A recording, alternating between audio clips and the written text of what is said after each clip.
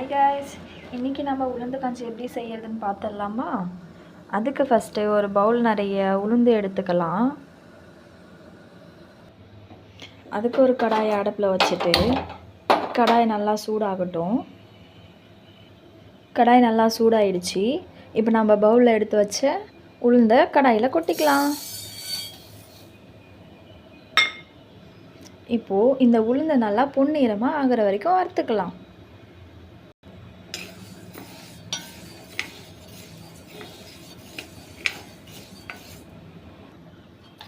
உளுந்து நல்லா பொன்னிறமாக வறுந்துடுச்சு. உளுந்தை ஒரு தட்டில் போட்டு ஆற வச்சுக்கலாம்.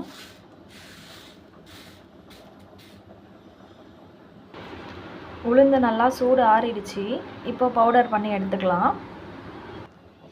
நல்லா பவுடர் பண்ணி எடுத்தாச்சு.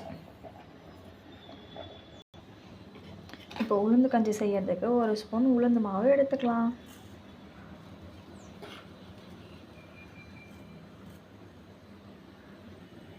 அதுக்குள்ளே ஒரு பாத்திரத்தில் தேவையான அளவு தண்ணி எடுத்தாச்சு. தண்ணி நல்லா கொதிக்கட்டும். வாசனைக்கு ஒரு ஏலக்காய் போட்டுக்கலாம். இப்போ ஒரு பவுலில் உளுந்து நல்லா கட்டியாக இல்லாமல் கரைச்சி வச்சியாச்சு. தண்ணி நல்லா கொதிக்குது. இப்போ கரைச்சி வச்ச உளுந்தை ஊற்றிக்கலாம். நல்லா கைவிடாமல் கிண்டிகிட்டே இருக்கணும். கஞ்சி நல்லா கொதிக்குது.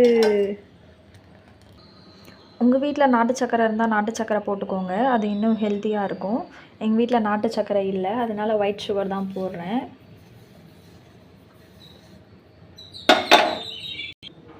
அவ்வளோதான், சூடான உளுந்து கஞ்சி ரெடி.